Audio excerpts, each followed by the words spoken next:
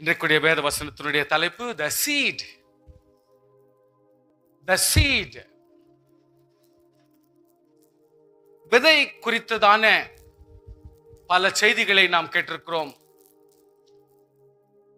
ஆண்டவராகிய இயேசு கிறிஸ்து விதை குறித்து என்னென்ன எக்ஸ்பிளைன் பண்றார், இதெல்லாத்தையும் ஒரு அளவுக்கு நம்ம படிச்சிருந்தாலும் இன்றைக்கு நம்ம படிக்கிற பாடமே வித்தியாசமான ஒன்று. The seed. விதை என்று சொன்னால் என்ன? விதை அர்த்தம் என்ன? விதை அதனுடைய உருவம் என்ன? விதையினுடைய முன்னோடி என்ன? விதை என்று சொல்லும் பொழுது அதனுடைய ஆசீர்வாதத்தினுடைய பின்னோடி என்ன? யாரை குறிக்கிறது? யாருக்காக இது சொல்லப்படுகிறது? யாராக இருக்கும்? இதை கொஞ்சம் கூட நீங்க ஆராய்வதற்கு ஒரு நல்ல ஒரு தருணம். You can go in depth with the seed. விதை என்கிற ஒரு சந்தர்ப்பத்தை நாம் இன்னும் அதிகமாய் படிக்க ஒரு நல்ல ஒரு தருணம். வசனத்திற்கு போவதற்கு முன்பதாக நமக்கு நார்மலாக விதை என்று சொன்னால் அதனுடைய அர்த்தம் என்ன? The ripened ovules of plants used for sowing. விதைக்கிறதற்கு அல்லது அந்த விதையினுடைய உத்தரவாதமான வேல்யூ கொடுக்கக்கூடிய, அதனுடைய பலனை கொடுக்கக்கூடிய அம்சமா இருக்கிற அந்த விதையை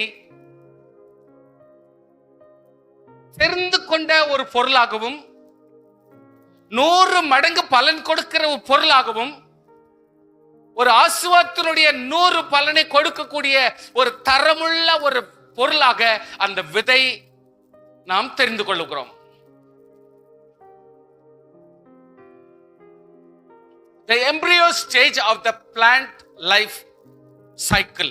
எப்படி என்று சொன்னால் 3 விதமாய் அந்த விதையை நம்ம எக்ஸ்பிளைன் பண்ணலாம். One is embryo. துளிர்க்கிற ஒரு பாகம். The early development stage of the seed.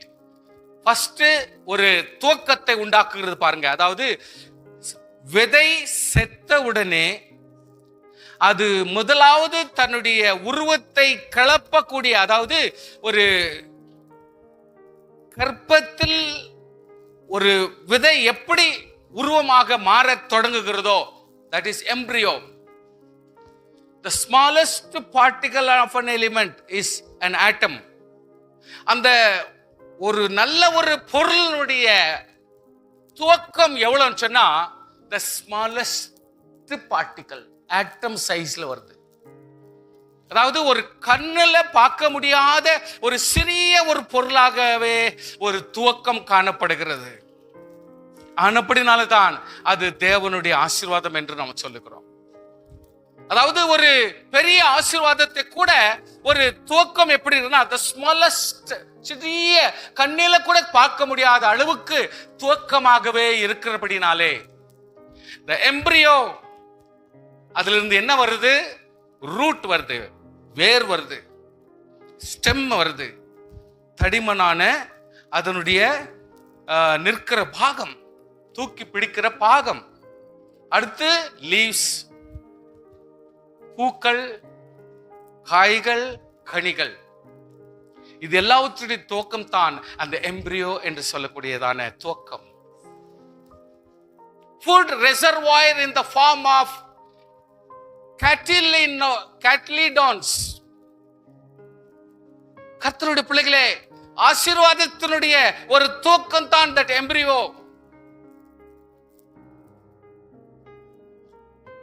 Cricket match ஆகட்டும், ஒரு வாலிபால் டீமா இருக்கட்டும், ஒரு ஹாக்கி டீமா இருந்தாலும் கூட அவங்க சொல்லுவாங்க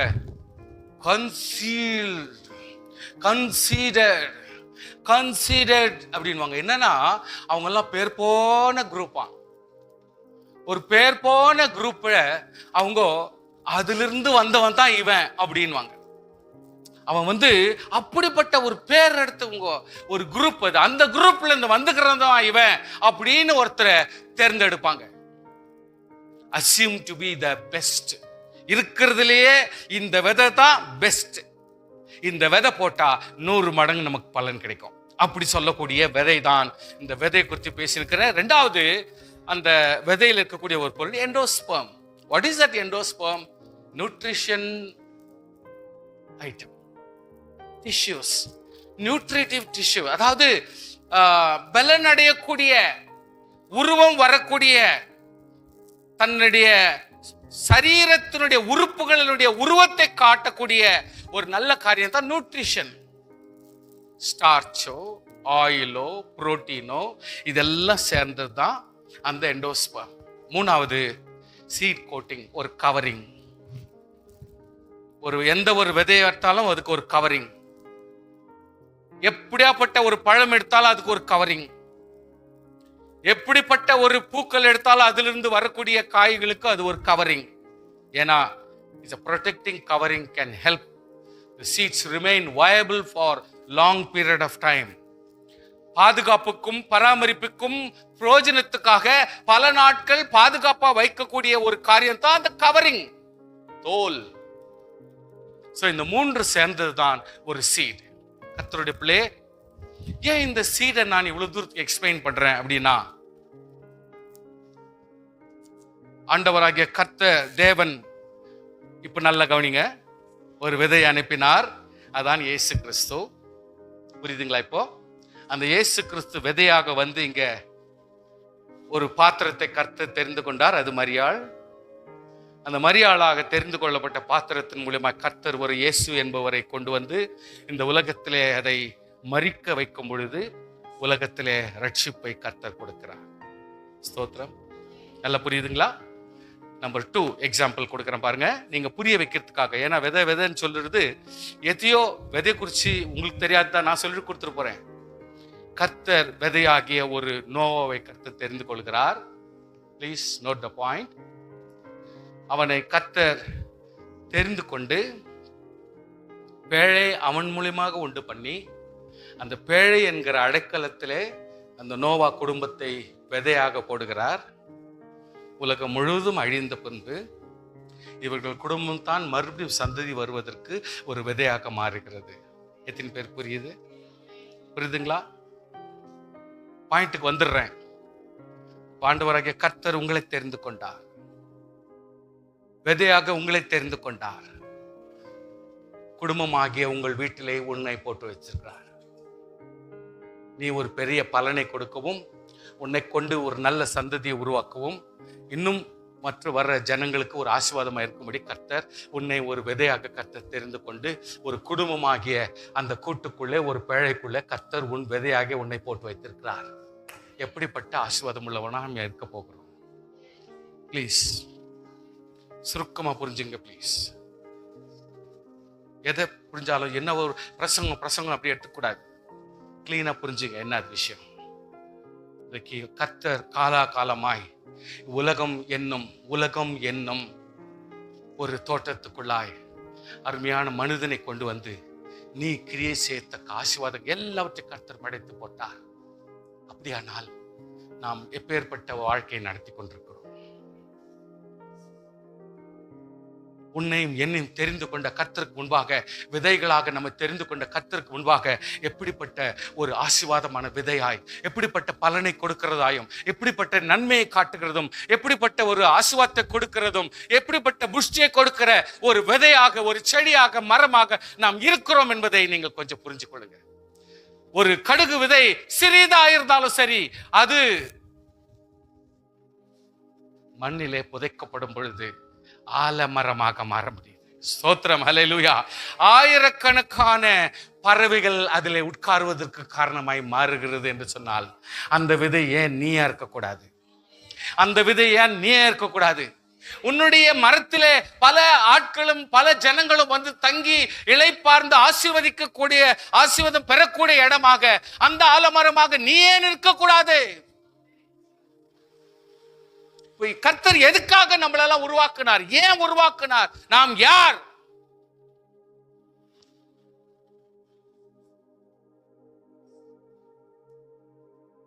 நீ எத்தனை பேருக்கு நம்ம பாரமா இருக்க போகிறோம்? எத்தனை பேருக்கு நம்ம எல்லாம் व्यसனமா இருக்க போகிறோம்?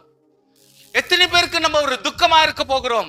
எத்தனை பேருக்கு நம்ம ஒரு சங்கலமா இருக்க போகிறோம்? கர்த்தர் எந்த காரணத்துக்காக நம்ம உருவாக்கினார்? எதுக்காக இயேசு கிறிஸ்து வந்தார்? நோய் கர்த்தர் எதுக்கு உருவாக்கினார்? ஏன் இந்த எக்ஸாம்பிள் நான் சொல்லி நிக்கிறேன்?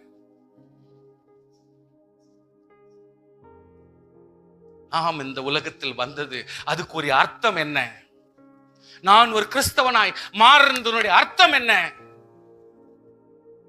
நான் ஒரு பெண்ணாக பிறந்ததும் ஒரு ஆணாக பிறந்ததும் இந்த குடும்பத்திற்கு என்னுடைய கொடுகை நன்ன கொடுகை ஏனோ? கொஞ்சம் திங்க் பண்ணிட்டு பாருங்க. Not because I say, it is the word of God. கர்த்தருடைய வசனம் சொல்லுது. வசனம் சொல்லுது. புரிஞ்சுக்குங்க. The seed. Genesis chapter 1, 29-30. பின்னும் கர்த்தர் இதோ பூமியின் மேல் எங்கும் விதை தரும் சகல விதை பூண்டுகளையும் விதை தரும் கனி மரங்களையும் சகல விருட்சங்களையும் உங்களுக்கு கொடுத்தேன். I gave it all. ஸ்தோத்திரம். அவைகள் உங்களுக்கு ஆகாரமாய் இருப்பதாக. ஸ்தோத்திரம். விதை எப்படி இருக்கும்? நமக்கு ஃபர்ஸ்ட் பாயிண்ட், நமக்கு ஆகாரமா இருக்க வேண்டும். நமக்கு ஆசீர்வாதமா இருக்கும். புஷ்டியை கொடுக்கிறதா இருக்கணும், ஞானத்தை கொடுக்கிறதா இருக்கணும், அறிவை கொடுக்கிறதா இருக்கணும், ஆரோக்கியத்தை கொடுக்கிறதா இருக்கணும். அது ஆகாரமா இருக்கணும். நான் ஒரு விதை என்று சொன்னால் நான் ஆகாரமாக இருக்க வேண்டும். பலருக்கு ஆகாரமாக நான் வாழ வேண்டும். ஆகாரமான ஒரு ஆசீர்வாதத்தை கொடுக்கக்கூடியவனாக இருக்க வேண்டும். பூமியில் உள்ள சகல மிருக ஜீவன்களுக்கும் ஆகாயத்தில் உள்ள சகல பறவைகளுக்கும் பூமியின் மேல் ஊறும் பிராணிகளுக்கு எல்லாவற்றையும் பசுமையான சகல பூண்டுகளுக்கும் ஆகாரமாக கொடுத்தேன். கர்த்தர் எவ்வளவு தூரத்துக்கு அந்த சைக்கிள்ல அப்படியே கம்ப்ளீட் பண்றார் பாருங்க. விதையாய் நம்ம வைக்கிறார், அனிமல்ஸையும் பிளான்ட்ஸையும் நமக்கு ஆசீர்வாதமாய் மாற்றுகிறார். அது விதை தந்து கொண்டே இருக்க வேண்டும். அதே நமக்கு ஆகாரமாகவும் கர்த்தர் வச்சிருக்கிறார். அது மறுபடியும் மறுபடியும் ஆகாரத்தை கொடுத்து கொண்டே தான் இருக்க வேண்டும். எல்லா இடத்திலும் போஷாக்காக இருக்க வேண்டும். ஸ்தோத்திரம். சோ நாம் விதையாகவும் இருக்க வேண்டும், பலருக்கு செடியாகவும் இருக்க வேண்டும், நாம் கனியாகவும் இருக்க வேண்டும், மறுபடியும் விதையாகவும் இருந்து பல ஆசீர்வாதங்களை மறுபடியும் மறுபடியும் கொடுக்கிறவர்களாக இருக்க வேண்டும். கரங்களை தட்டி தேவனை ஸ்தோத்திரம் பண்ணுங்க. Please understand the concept, not the message. அதோட அர்த்தத்தை கொஞ்சம் புரிஞ்சுங்க please. It is a cycle. மறுபடியும் மறுபடியும் உன் மூலியமா குழந்தை, உன் மூலியமா ஆசீர்வாதம், உன்னுடைய மூலியமா இன்னொரு விதை, இன்னொரு ஆசீர்வாதம், அப்படி கண்டினியூ ஆக வேண்டும். பரிசுத்தத்து மேல் பரிசுத்தம், பரிசுத்தத்து மேல் பரிசுத்தம். அல்லேலூயா, ஸ்தோத்திரம். அல்லேலூயா. ரட்சிப்பின் மேல் ரட்சியம். ஸ்தோத்திரம் பண்ணுங்க. ஆசீர்வாதத்தின் மேல் ஆசீர்வாதம், அபிஷேகத்தின் மேல் அபிஷேகம், ஒன்னு ஒன்னா அப்படியே பரண்டு பரண்டு பரண்டு மறுபடியும் வந்து கொண்டே இருக்க வேண்டும். That is what I am trying to say, the seed.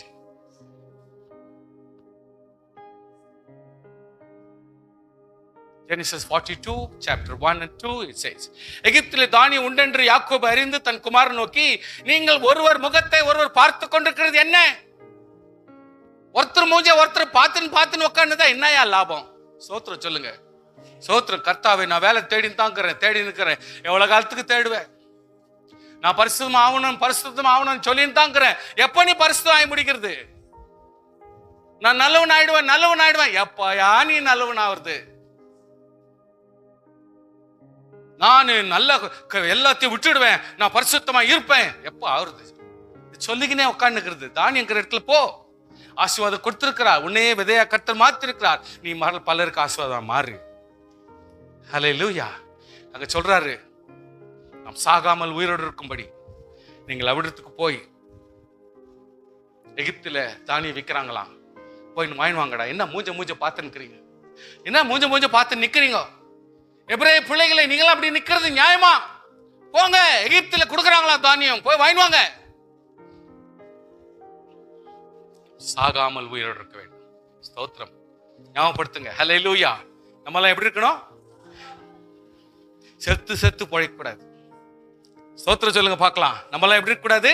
செத்து செத்து பிழைக்கக்கூடாது. திடீர்னு நல்லா இருக்கும், திடீர்னு பார்த்தா 2 நாள் செத்துருது. ஒரு ஸ்பிரிட்டும் கிடையாது, ஒரு ஸ்தோத்திரம் கிடையாது, ஒரு உற்சாகம் கிடையாது. பார்த்தா ஒரு புலி மூஞ்சி எலி மூஞ்சி மாதிரி தான் இருக்கிறது. கொஞ்சம் சமாதானமும் இருக்கிறது இல்லை, நிம்மதியும் இருக்கிறது இல்லை. பார்த்தா உருன்னு பேசுறது, கோபமாவே பேசுறது, அப்படியே ஒரு சாபமான வார்த்தைகள் தான் பேசுறது. எப்படி பிழைக்கும்படி கர்த்தர் வச்சிருக்கார். சாகவே சாகக்கூடாது. நம்ம எல்லாம் ஆவிக்குரிய பிள்ளைகள் நாம் சாகக்கூடாது. பலவீனம் இருக்கலாம், சாகக்கூடாது. ஹல்லேலூயா. பலவீனம் சோர்வு இருக்கலாம், ஆனால் ஆத்துமா சாகக்கூடாது. ஹல்லேலூயா. நமக்குள்ளாக பட்டினி இருக்கலாம், ஆனா ஆத்துமா சாகக்கூடாது. ஸ்தோத்திரம் பண்ணுங்க பார்க்கலாம். நமக்குள்ள துக்கம் இருக்கலாம், ஆனா ஆத்துமா சாகக்கூடாது. ஹல்லேலூயா. நமக்குள்ளாக பணம் கம்மியா இருக்கலாம், நான் ஆத்துமா சாகக்கூடாது. விசுவாசியே கொஞ்சம் அலர்ட் ஆக்கணும். சாகக்கூடாது. நம்ம சாகாமல் உயிரோடு இருக்கும்படிதான் கர்த்தர் வச்சிருக்கிறார். உயிரோடு இருக்கிற பேச்சை பேசணும், உயிரோடு இருக்கிற சமாச்சாரத்தை பேசுங்க, உயிரோடு இருக்கிற சுறுசுறுப்பை பண்ணுங்க. ஒன்னே இல்லைன்னா ஏஞ்சி ஒரு சின்ன தண்ணி குடிச்சிட்டு உட்காருங்க. ஒன்னே இல்லைன்னா 2 நடந்துட்டு உட்காருங்க. எதுவும் பண்ண முடியலன்னா சோத்திரன்னு சொல்லுங்க. எதுவுமே பண்ண முடியலன்னா சைலண்டா வாய மூடின்னு கண்ணை மூடி தூங்குங்க. ப்ராப்ளமே கிடையாது. நாம் வாழ வேண்டும். சாகுறது அல்ல நம்முடைய பேச்சு. வீட்டுல சாகுற பேச்சு பேசக்கூடாது, துக்க பேச்சு பேசக்கூடாது, துக்க சமாச்சாரம் பேசக்கூடாது. அப்படியே என்னவோ நாசாயிட்ட மாதிரி ஐயோ அப்படின்னு. என்ன ஊர்ல மிருகம் போனாலும் துக்கம், ஊர்ல வேற எதனா தேர் போனாலும் துக்கம், நம்ம வீட்டுல ஒரு கறி பிடிச்சா, கடாயில கறி பிடிச்சா கூட துக்கம்.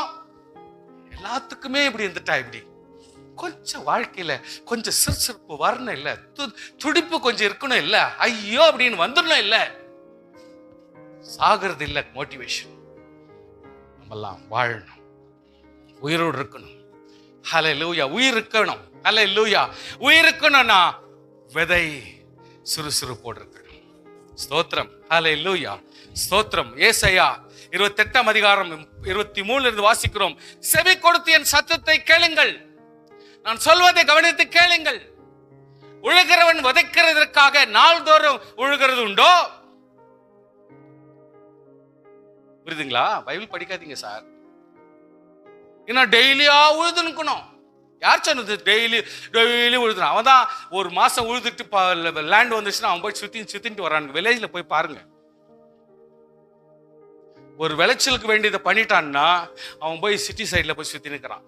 குடிக்கிறதும் திருடுறதும் மோசடி பண்றதும் தர்பார் காட்டுறதும் தான் வேலை அவனுக்கு. ஏன்னா ஒரு வேலை பண்ணிட்டான்னா அந்த விளைச்சல் வர்ற மட்டும் அவன் ரொம்ப ஃப்ரீ. ஆண்டவர் கேட்கிறார், கேள்வி கேட்கிறார். எப்படி கேட்கிறாருன்னா, உழுகிறவன் விதைக்கிறதற்காக நாள்தோறும் உழுகிறது உண்டோ? ஏன்னா டெய்லியா உழுதுன்னுக்கிறான். தன் நிலத்தை கொத்தி நாள்தோறும் பரம்படிக்கிறது உண்டோ?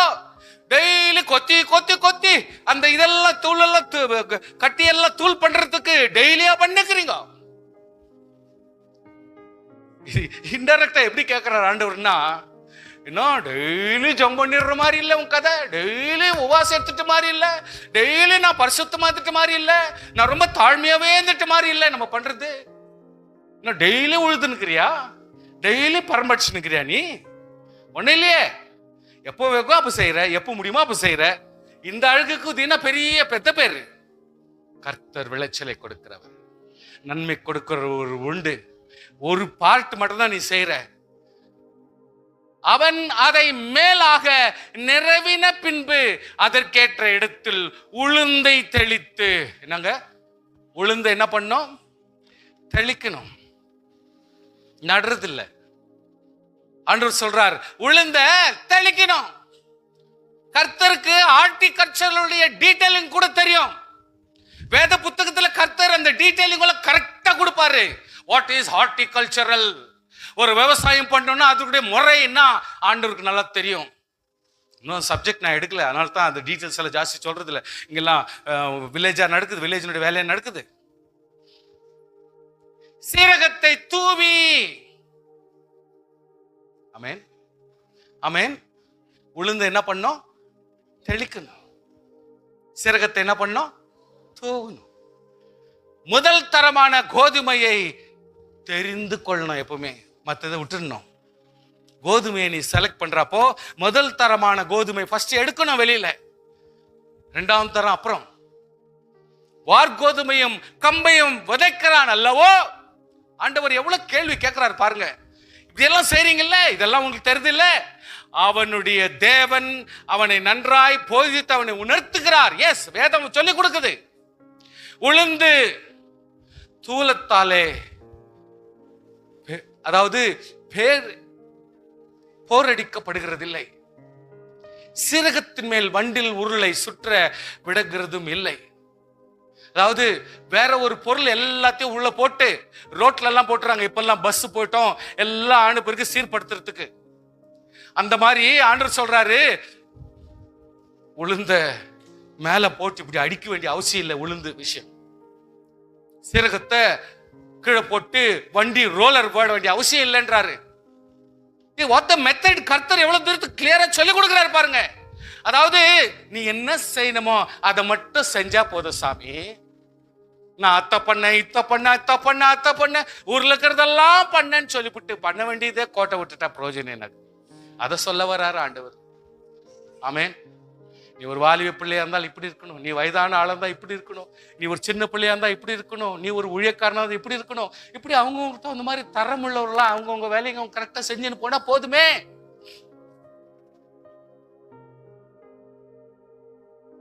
10 வயசுல உபாசம் எடுக்க போனா 90 வயசுல கூட உபாசம் தான். அதுக்கு மீனிங்கே தெரியாது. உபாசத்துக்கு மீனிங்கே கிடையாது. வாட் டைப் ஆஃப் மீனிங் உபாசம் நான் யூஸ் பண்ணோம்? ஒரு 60 வயசுல எப்படிப்பட்ட உபாசம் நான் யூஸ் பண்ணோம்? ஒரு 80 வயசுல நான் எப்படிப்பட்ட உபாசம் யூஸ் பண்ணோம்? அப்படியே ஒரே ஒரு இப்படி ஒரு இது வச்சிட்ட மாதிரி தான் ஸ்ட்ரிக்டா. அது பண்ணலன்னா சமாதானம் இல்லை.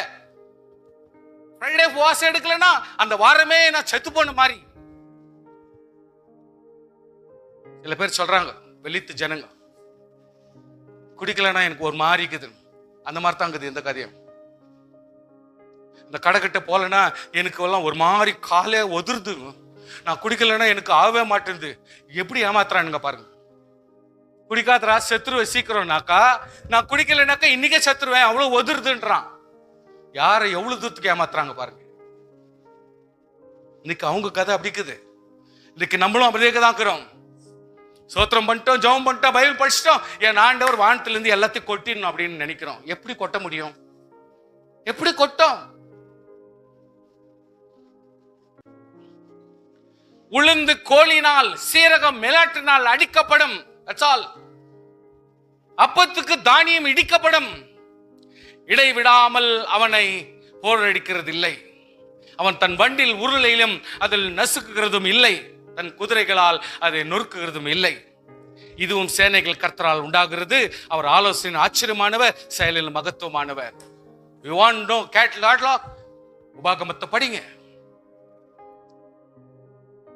கர்த்தர் தெளிவாக லேவியராகமத்தை படிங்க. டீடைல்ஸ் கொடுக்கிறாரு. ஹார்டிகல்ச்சர் பத்தி டீடைல்ஸ் ஃபுல்லா வேணும்னா you can go to விமோச்சன காண்டா.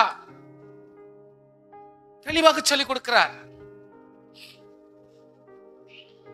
2 ನಾಳಾಗಮಂ 2ನೇ ಪೂರ್ವ ಕಾಲ ವೃತ್ತಾಂತ 31 ಅಧ್ಯಾಯ 2ರಿಂದ 5ನೇ ವಚನ. எசேக்கியா ஆசாரியர் லேவியருடைய வகுப்புகளை அவர்கள் வரிசை படியே அவரவரை அவர்கள் ஊழியத்தின்படியும் திட்டப்படுத்தி ஆசாரியரும் லேவியரும் சர்வாங்க தகன பலிகளையும் சமாதான பலிகளையும் செலுத்தவும் கர்த்தருடைய பாளையத்தில் வாசல்களில் ஊழியம் செய்து துதித்து ஸ்தோத்திரிக்கவும் ஒழுங்குபடுத்தினான். ஒரு விதைனா விதைக்கப்படும், ஒரு விதைனா தெரிந்து கொள்ளப்படும், விதைனா லேண்ட் நல்ல கொத்தப்பட வேண்டும், அதுக்கு தகுந்தவர் செய்யப்பட வேண்டும். ஒரு ஊழியக்காரனா ஒரு சபையை பண்படுத்த வேண்டும், சீர்படுத்த வேண்டும். அவருக்கு வேண்டிய ஆராதனைக்காரர்கள், ஸ்தோத்திரம் பண்ணுகிறவர்களும், பாடுகிறவர்களும், துதிக்கிறவர்களும், வாத்தியம் வாசிக்கிறவர்களையும் ஆர்கனைஸ் பண்ணி ரெடியா வைக்கணும்.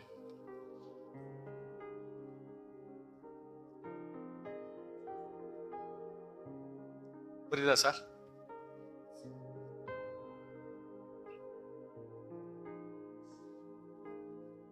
வசனங்கள் நமக்காகத்தான் போதிக்கப்படுகிறது. If you are a pastor, you come and preach. I'll give privilege. If you are not a pastor, if you don't want to be a pastor, sit as a believer. கவனிங்க, கவனிங்க.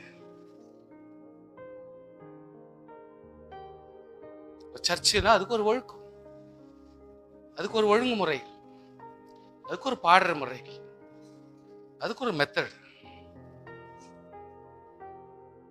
Pastor தெரு நான் எகிர்ட்டாக்கா எல்லாம் காய்ச்சிட்டு போயினே இருப்பாங்க வெளியில.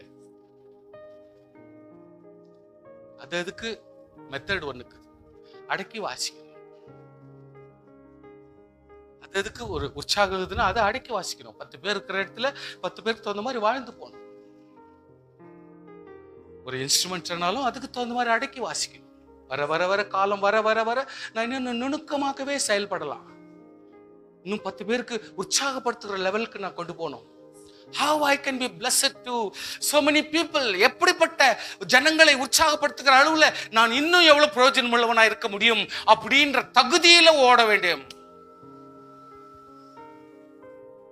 ஒரு பாஸ்டர்னா எப்படி ட்ரெஸ் பண்ணிக்கிறேன் அது இல்ல, எவ்வளவு தூரத்துக்கு நான் டீச் பண்றேன், அவங்களுக்கு எவ்வளவு உற்சாகம் அடைகிறாங்க, அவங்க எவ்வளவு கவனிக்கிறாங்க, அவங்களுக்கு பிரயோஜனமா இருக்குதா, அவங்க லைஃப்க்கு பிரயோஜனமா இருக்குதா, அவங்க குடும்பத்துக்கு பிரயோஜனமா இருக்குதா, அவங்க என்கிட்ட இருந்து கத்துக்கிற விவகாரம் என்ன இருக்குதா, இதை நான் படிக்கணும். ஒவ்வொரு நாளும் அதை நான் திங்க் பண்ணணும். சும்மா எனக்கு தெரியும்னு சொல்லிட்டு நான் பாட்டுக்கு வேதம் ஓதி எனக்கு இருந்தாக்கா ஜனங்க ஃபெட்டப் ஆயிடுவாங்க. வாலிபரை ஓரளவுக்கு உற்சாகப்படுத்துறனா, வயதுபர்கள் ஓரளவுக்கு கவரப் பண்றனா, ஒரு ஃபேமிலிஸ்ங்களை உற்சாகப்படுத்துறனா, அல்லது முடியாத வயசான ஒருத்தருக்கு எப்படிப்பட்ட உற்சாகம் நான் கொடுத்துனுக்கிறேன், என் வசனம் உண்மையில அவங்களுக்கு தைரியப்படுத்துதா இல்லையா அப்படின்னு நான் கவனம் இல்லைன்னா முட்டாள் மாதிரி நான் பிரசங்கம் பண்ணி இருந்தாக்கா கர்த்தர் என்ன விடவே மாட்டார், காரித்து விடுவார். Very alert. எதுலையுமே நான் கவனமா இருக்கணும். ஒரு தாயா இருந்தா யோசிப்பாங்க, ஐயோ என் மகன் இப்படி இருந்தா நல்லா இருக்குமே, அவன் அப்படி இருந்தா நல்லா இருக்குமே, அவன் இப்படி ஒரு கல்யாணம் பார்க்கணும் நல்லா இருக்குமே, அவன் இப்படி பிள்ளை பெற்றுக்கு நல்லா இருக்குமே, அவன் இப்படிப்பட்ட ஒரு ஆசீர்வாதத்துல நல்லா இருக்குமே, ஐயோ இந்த பொண்ணு அந்த பொண்ணுக்கு இப்படிப்பட்ட ஒரு நல்ல பையன் கிடைச்சா நல்லா இருக்குமே, அவனுக்கு இப்படிப்பட்ட ஒரு நல்ல ஒரு பொண்ணு கிடைச்சா, அவங்க 2 பேரும் சந்தோஷமா இப்படி போறதை பார்த்தா எவ்வளவு ஆரோக்கியமா இருக்கும், அவங்களுக்கு இவ்வளவு குழந்தை பிறந்தா எப்படி நல்லா இருக்கும்.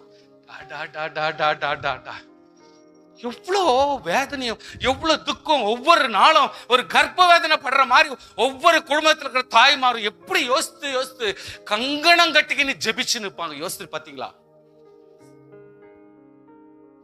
அந்த ஃபீலிங் ஒரு ஊழியக்காரருக்கு இல்லைன்னா பிரசங்கம் வராது. ஒவ்வொரு தாயினுடைய தகப்பனுடைய ஃபீலிங்கும் எனக்கு இல்லைன்னா நான் அவர்களுக்கு ஏற்ற ஒரு வேத வசனங்களை எடுத்து சொல்ல முடியாது சாமி. அவங்கவுங்களுடைய ஃபீலிங்ல நான் போய் உட்கார்ந்தா தான் அவங்கவுங்களுக்கு தேவைப்பட்ட ஜபத்தை நான் கொடுத்து அவங்களுடைய வாஞ்சைகளை நிறைவேற்றத்தக்க ஒரு காரியத்தை நான் செஞ்சு கொடுக்க முடியும் சார். சும்மா அப்படியே ஷோ ஆஃப் காட்டின ஆகாது, நடக்காது. சபைனா அதுக்கு ஒரு ஸ்தோத்திரம், அதுக்கு ஒரு பலி, அதுக்கு ஒரு பிரமாணம், அதுக்கு ஒரு சர்வாங்க தகன பலி, அதுக்கு ஒரு ஓய்வு நாட்களும், அதுக்கு ஒரு மாத பிறப்பு, அதுக்கு ஒரு பண்டிகை செலுத்துறது, அதுக்கு ஆஸ்தியிலிருந்து எடுத்து தன் பங்கை கொடுத்தான். ஆசாரியர்கள் லேவியர்கள் கர்த்தருடைய நியாயப்பிரமாணத்தை உற்சாகமாய் கை கொள்ளும்படி அவர்களுக்கு உற்சாகப்படுத்துறான். அவர்களுக்குரிய பாகத்தை கொடுக்க ஜனங்கள் எல்லாரும் குடிகளும் கட்டளை இட்டான். இந்த வார்த்தை பிரசித்தமான போது இஸ்ரவேல் புத்திரர் தானியத்திலும் திராட்சரசத்திலும் எண்ணெயிலும் தேனிலும் நிலத்தில் விழுந்த எல்லா வரத்திலும் முதற் பலன்களை திரளாய் கொண்டு வந்து சகலத்து தசமாக பிரமாணமாக பரிபூர்ணமாய் கொடுத்தார்கள். கையை தட்டி ஸ்தோத்திரம் பண்ணுங்க பா.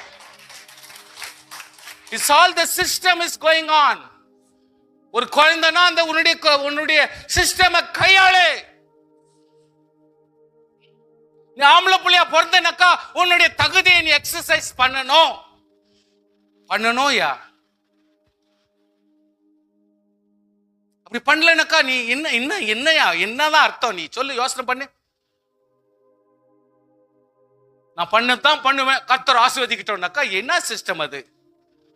ஒரு சபைனா ஒரு சிஸ்டம், ஒரு குடும்பம்னா ஒரு சிஸ்டம், ஒரு பேரண்ட்ஸ்னா ஒரு சிஸ்டம், ஒரு பிள்ளைகள்னா ஒரு சிஸ்டம், படிப்புனா ஒரு சிஸ்டம், ஸ்கூல்னா ஒரு சிஸ்டம், காலேஜ்னா ஒரு சிஸ்டம், சர்ச்சுனா ஒரு சிஸ்டம். நீ ஒரு வாலிப பிள்ளையா ரட்சிக்கப்பட்டிருந்தா உனக்கு ஒரு சிஸ்டம் இருக்குது, அது கையாளே. நீ ஒரு பொண்ணா இருந்தால் பொண்ணுக்குரிய தகுதிகளை நீ எக்ஸசைஸ் பண்ணு, நீ அதை வெளிப்படுத்து. கர்த்தர் உன்னை ஆசீர்வதிக்கிறவர். உன் ஆசீர்வாதத்தை நீ வெளியே கொண்டு வா. உன்னுடைய தாளந்தை கொண்டு வா, உன்னுடைய திறமைகளை கொண்டு வா, உன்னுடைய ஆசீர்வாதங்களை கொண்டு வா. உன்னை ஒரு எல்லாவற்றிலும் எக்யூப் பண்ணுகிற ஆளாக நீ வெளியே வா. வாங்க சார், வாங்க சார். உங்களை யார் சார் தடை பண்ணுது?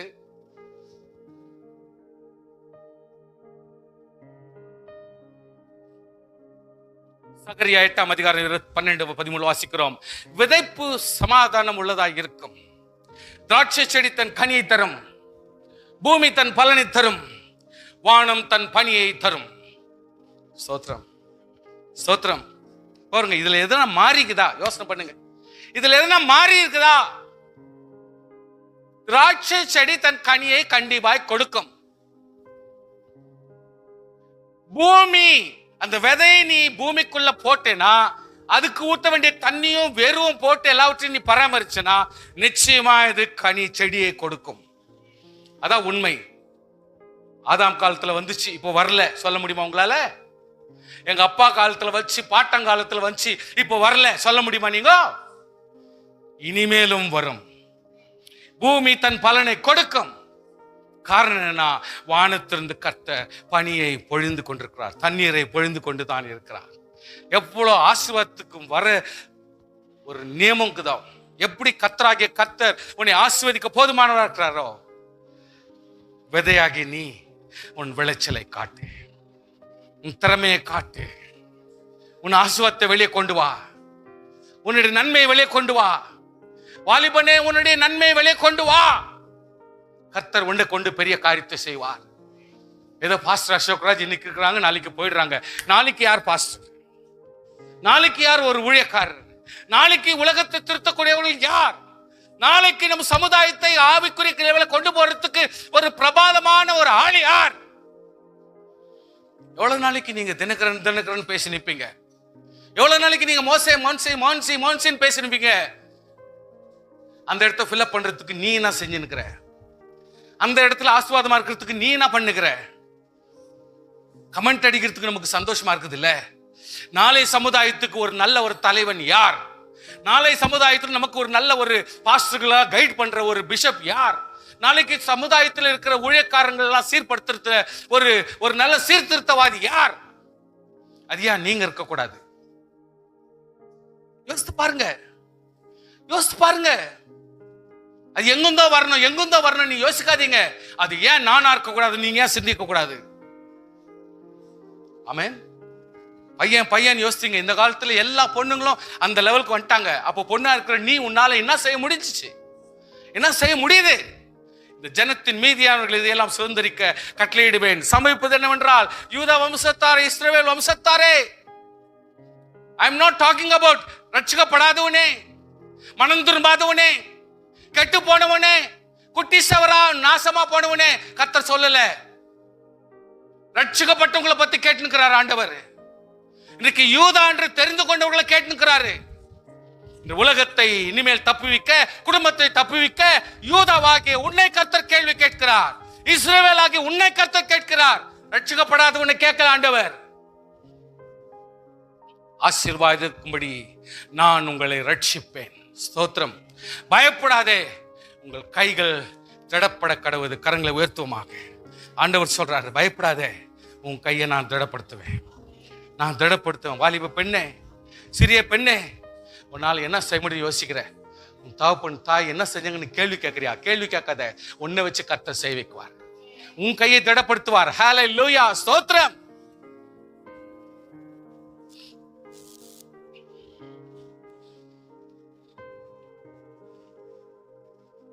கர்த்தர் சொல்றார் நோவாவுடைய வாழ்க்கையில ஒரு ஸ்மால் இல்லஸ்ட்ரேஷன் தான், ஆல்ரெடி உங்களுக்கு சொல்லிட்டேன் நான். அவனை தெரிந்து கொண்டார், பேழையை உண்டு பண்ண சொன்னார், எல்லாம் செஞ்சாங்க, எல்லாம் பண்ணிட்டாங்க, காப்பாத்திட்டார், மழையிலிருந்து காப்பாத்திட்டார், வெளியே வந்துட்டாங்க. பூமியில் உள்ள நாளளவும் விதைப்பும் அறுப்பும் சீதளமும் உஷ்ணமும் கோடைக்காலமும் மாரிக்காலமும் பகலும் இரவும் ஒழிவதில்லை என்று கர்த்தர் சொன்னார். அதுதான் நடக்கும். நீ புரிஞ்சுக்கினாலும் புரியாவிட்டாலும், நீ தெரிஞ்சுக்கினாலும் தெரியாவிட்டாலும், விசுவாசியே, ஆண்டவராகிய கர்த்தர் சொல்லுகிறதை புரிஞ்சுக்குங்க. பூமியில் நாளளவும் விதைப்பு இருக்கும். நீ விதைச்சா பலன் தரும். அறுப்பு இருக்கும். நீ விதைச்சா அறுப்பு வரும். சீதளம் இருக்கும், உஷ்ணம் இருக்கும், கோடைக்காலம் இருக்கும், மாரிக்காலம் இருக்கும், பகல் இருக்கும், இரவும் இருக்கும். இது ஒரு போது ஒழிந்து போகாது. உன்னை கொண்டு கர்த்தரதை செய்ய வல்லவர். விசுவாசியே எழும்பு, வாலிபனே எழும்பு, ரட்சிக்கப்பட்டவர்களை எழும்புங்கள், உற்சாகம் உள்ளவர்களை எழும்புங்கள், கர்த்தருக்கென்று செயல்படுங்கள். உங்களை கொண்டு கர்த்தர் பெரிய காரியத்தை செய்ய முடியும். ஹல்லேலூயா. உன் திராட்சை தோட்டத்திலே பற்பல விதமான விதையை விதைக்காயாக ஒரு திராட்சை ஓட்டம் விதைச்ச ஆரம்பிச்சிட்டா அதோடு கூட இன்னொரு விதையும் போட்டு வேற ஒரு செடி வரணும்னு பண்ணாத. விளைச்சல் நல்லா இருக்காது, 100% வராதான். சில இடத்துல தென்னை மரம் அங்கங்க 10 அடியில தூரத்துல போட்டுக்குவாங்க, மத்தியத்துல வேற ஒரு விதைங்களை வச்சிருப்பாங்க. ஏன் இந்த டிஸ்டன்ஸ் வருதுன்னா, அந்த ஒவ்வொரு தென்னை மரமும் 7 அடி 8 அடிக்கு வேறு போகும் அடியில. அதுங்களுக்கெல்லாம் ஃப்ரீடம் கொடுக்கணும். மத்தியத்துல வேற ஒரு விதை போட்டுட்டா அதுங்க எல்லாத்தையும் சாப்பிட்டுச்சுன்னா அந்த தென்னை மரத்துக்கு வர வேண்டிய ஆசீர்வாதம் எங்கிருந்து வரும்? அந்தந்த செடிங்களுக்கு தகுந்த மாதிரி தான் அந்தந்த இடத்த நாங்க போடுறாங்க. அதுக்கு ஒரு மீனிங் இருக்குது. ஆவிக்குரிய குடும்பத்துல நீ பிறந்தன்னா உன்னை அதுல வச்சிருக்கிறாரு. உனக்கு ஜெபம் கொடுக்கப்படுகிறது, ஸ்தோத்திரம் கொடுக்கப்படுகிறது, பைபிள் வாசிக்கப்படுகிறது, சபையில போஷாக்கு கொடுக்கப்படுகிறது, வீட்டுல நல்ல இன்ஸ்ட்ருமெண்ட் வச்சு கர்த்தர் நல்லா வாசிக்க வைக்கிறார், துதிக்க வைக்கிறார். உன்னுடைய போஷாக்கு அங்கதான் இருக்கணும். அதுல ஒரு முள் செடியை விளைவிக்கிறதுக்கு நீ ட்ரை பண்ணக்கூடாது. அதுல இன்னொரு ஒரு பிசாசுடைய கிரியை ஒண்ணு விளைவிக்கிறதுக்கு இடம் கொடுக்க கூடாது. அன்னைக்கு உங்க நண்பனுடைய ஸ்நேகம் அதுல வரக்கூடாது. ரட்சிக்கப்படாத பிக்சர் பாட்டு உன் செல்போன்ல வரக்கூடாது. அப்ப வரலன்னா உன்னுடைய நாட்டம் எவ்வளவு தூரத்துல இருக்குதுன்னு பாத்துக்கோ. ஒருத்தர் கால் போதுன்னா ஒரு சினிமா பாட்டு அந்த அளவுக்கு ஒருத்தர் கிட்ட போய் சேருதுன்னா நீ எவ்வளவு தூரத்துக்கு நீ உன்னுடைய வாழ்க்கை தரம் இருக்குதுன்னு நமக்கு தெரிஞ்சு போதே. திராட்சை தோட்டத்தை நட்டா திராட்சை தோட்டத்தை மட்டும் நாட்டி விளைச்சல் கொடு, மத்தியத்துல வேற ஒண்ணு விதைக்காது, பலன் ஆசீர்வாதமா இருக்காது. ஹல்லேலூயா. கொஞ்சம் புரிஞ்சுக்குங்க ப்ளீஸ். காரி துப்புன்னு நினைச்சா என்ன காரி துப்புங்க. ஏன்னா துப்பிக்கிறதுக்கு தான் நான் ஒரு லெவலுக்கு வந்துக்கிறேன். ஆனால் உங்களை நீங்கள் இழந்து விட வேண்டாம், உங்களை நீங்கள் இழந்து விட வேண்டாம். நாளை சமுதாயம் நீங்கும். உங்களை அப்பான்னு கூப்பிடுறவன் ஐயோன்னு போயிடக்கூடாது. அம்மான்னு கூப்பிடுற ஒரு குழந்தை ஐயோன்னு தான் உயிரை இழந்துடக்கூடாது. உன்னை பார்த்தா அப்படியே எழுப்புதல் வரணும். எங்க அம்மாடா, இது எங்க அம்மாடா அப்படின்னு துடிக்கணும். இது எங்க அப்பாடா அப்படின்னு அவன் ஏங்கி ஏங்கி கதறணும். அந்த மாதிரி லைஃப். ஒரு திராட்சை தோட்டம் நட்டா அதுல வேற ஒண்ணு சேர்க்காத. நீ ஒரு திராட்சை தோட்டம், ரசம் நிறைந்த ஒரு திராட்சை செடி. அதுக்கு ஒப்பனையா இருக்கிறவனுடைய வாழ்க்கையில வேற ஒரு செடிக்கும் வேற ஒரு சூழ்நிலைக்கு இடம் கொடுக்காதே. ஆசீர்வாதம் வேண்டாம். ஹல்லேலூயா. ஒரு வசனம் இன்னொரு இல்லஸ்ட்ரேஷனோட சொல்லிட்டு நான் முடிச்சிடுறேன், because I don't have time now. Samaritan woman, Samaria ஸ்திரீ அப்படின்ற சமாச்சாரத்துல யோவான் 4ஆம் அதிகாரம், அதெல்லாம் வாசிக்க வேண்டாம். அறுப்பு காலம் வருகிறதற்கு இன்னும் 4 மாதம் செல்லும் என்று நீங்கள் சொல்லுகிறது இல்லையா?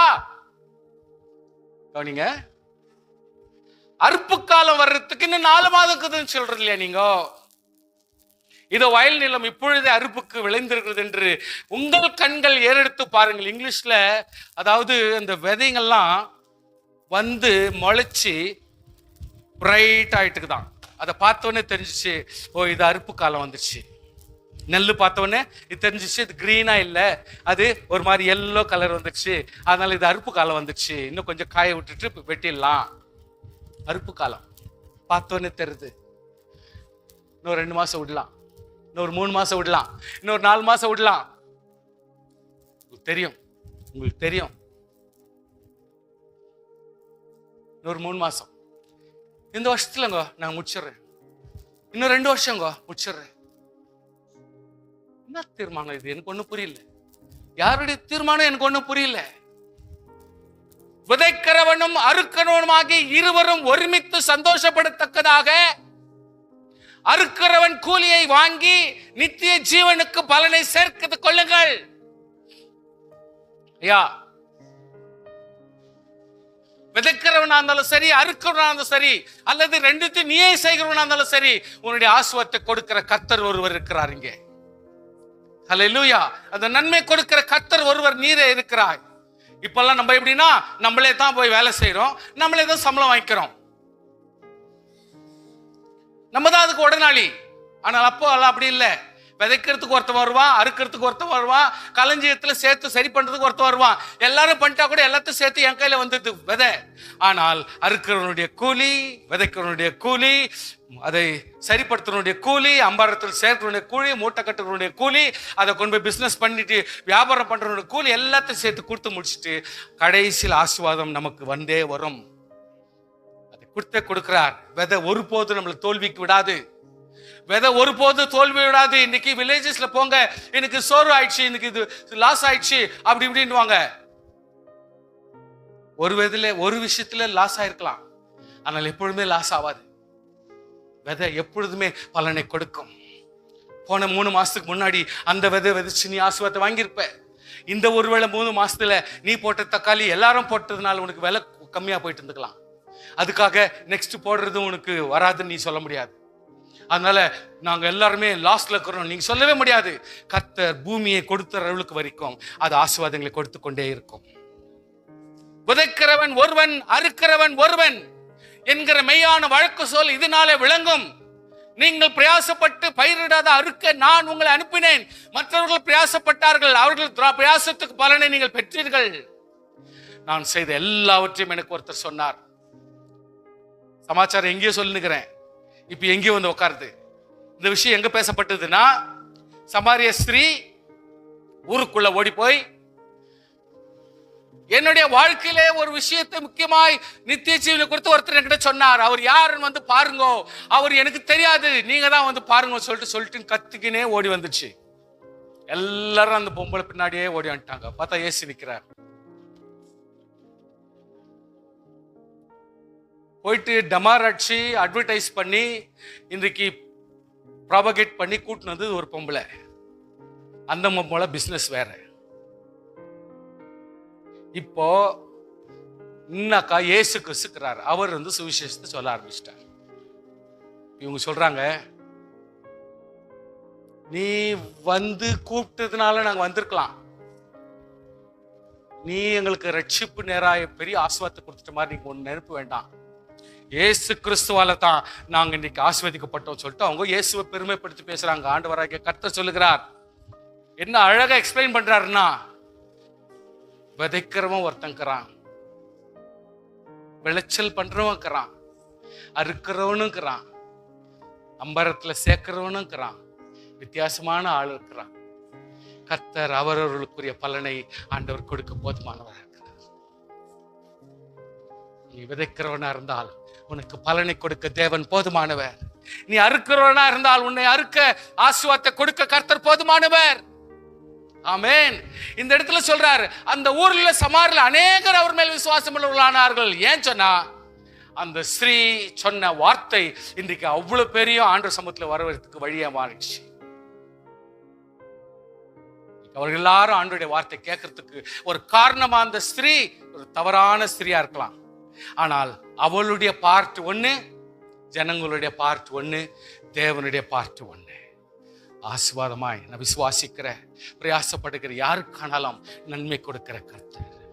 நீ விதைக்கிறதா இருந்தால் உன்னுடைய பலனை கர்த்தர் கொடுப்பார். நீ அறுக்கிறதா இருந்தால் உன்னுடைய பலனை கொடுப்பார். ஹல்லேலூயா. களஞ்சியத்தை சேர்க்கிறதால உனக்கு கர்த்தர் பலனை கொடுப்பார். அதனால யார் இட்டுன்னு வந்தாங்க, யார் கொண்டு வந்தாங்க, யார் வந்தாங்க, யார் பேசினாங்க, இந்த கதையை கர்த்தர் விதையை வச்சு எக்ஸ்பிளைன் பண்றார் அந்த ஜனங்களுக்கு. தேவனாகிய கர்த்தரே பலனை கொடுக்கிறவர். ஸ்தோத்திரம், ஸ்தோத்திரம். ஹல்லேலூயா, ஹல்லேலூயா. அழிவுள்ள வித்தினாலே அல்ல, என்றென்றைக்கும் நிற்கிறதும் ஜீவனுள்ளதுமான தேவவசனமான அழிவில்லாத வித்தினாலே மறுபடி ஜனிப்பிக்கப்பட்டீர்களே. மாம்சம் எல்லாம் புல்லை போல, மனுஷருடைய மகிமை எல்லாம் புல்லின் பூவை போலமா இருக்கிறது.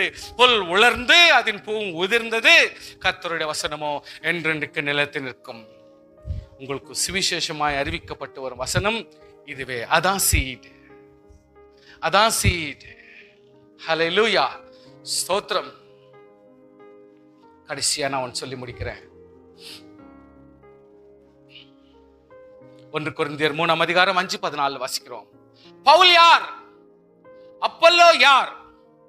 கர்த்தர் அவனவனுக்கு அவர் அளித்தபடியே நீங்கள் விசுவாசத்துக்கு ஏதுவாயிருந்த ஊழியக்காரன் தானே.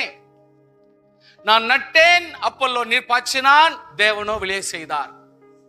அப்படி இருக்க நடுகிறவனாலும் ஒன்றுமில்ல, நீர் பாய்ச்சுகிறவன் ஒன்றுமில்ல, விளை செய்கிற தேவனாலே எல்லாம் ஆகும். மேலும் நடுகிறவன் நீர் பாய்ச்சுகிறவன் ஒன்றா இருக்கிறார்கள், அவனவன் தன் தன் வேலைக்கு தக்கதாய் கூலியை பெறுவான். ஸ்தோத்திரம், ஆமென். நாங்கள் தேவனுடைய வேலைக்காரர்கள், வேலை ஆட்களா இருக்கிறோம். That's all. நீங்கள் தேவனுடைய பண்ணையா இருக்கிறீர்கள். நீங்களா யாரு? தேவனுடைய சர்ச். யார் தெரியுமா? தேவனுடைய பண்ணை. எங்க போயிட்டு வந்தேன்? பண்ணைக்கு போயிட்டு வந்தேன். எங்க போயிட்டு வந்தேன்? பண்ணைக்கு போயிட்டு வந்தேன். நீங்களா யாரு? தேவனுடைய மாளிகையா இருக்கிறீர்கள். கரங்களை வைத்து சோத்திரம் பண்ணி. விசுவாசிகள் ஒவ்வொருத்தரும் யாரா இருக்கிறோம்? மாளிகைகளாக இருக்கணும். ஐயா சோத்திரம், கை கீழ் போடுங்க. நல்லா கவனிங்க சார். என் பிரசங்கம் முடிஞ்சிச்சு. மாளிகையா நம்ம நடந்து, மாளிகையா நம்ம நடந்து பார்க்கும் பொழுது மாளிகையாக ஒருவர் கணிக்கும்படியே வேணாம். என்னுடைய பேச்சும், என்னுடைய பார்வையும், என்னுடைய கேட்குதலும், என்னுடைய செயலும் பக்குவப்பட்டிருக்க வேண்டும். இல்லாவிட்டால் ஒரு ஆவிக்குரிய மாளிகையாக நான் எப்படி கட்டப்பட முடியும்? அப்படிப்பட்ட ஆவிக்குரிய மாளிகையாக கர்த்தர் நம்மை செதுக்கிக் கொண்டிருக்கிறார். ஹல்லேலூயா. பண்ணையில வந்து கத்துக்கிறோம். ஹல்லேலூயா. நம்முடைய பண்ணையில கூடாரத்துல வந்து கத்துக்கிறோம். நம்ம ஆவிக்குரிய மாளிகைகளாக இருக்கிறோம். தேவனுடைய வேலையாட்களாய் நான் இருக்கிறேன். வேலை செய்யற வேலையாட்களாய் நான் இருக்கிறேன். இப்படி ஒவ்வொன்றும் இணைஞ்சு ஒவ்வொன்றா செய்யும் பொழுது தேவனாகிய கர்த்தருக்கு பலனை கொடுக்கிறவர். அந்த கர்த்தருக்கு ஸ்தோத்திரம் பண்ணலாமா? ஜெபிப்போம். சலம் சிஸ்டர், ஜெபிப்போமாக.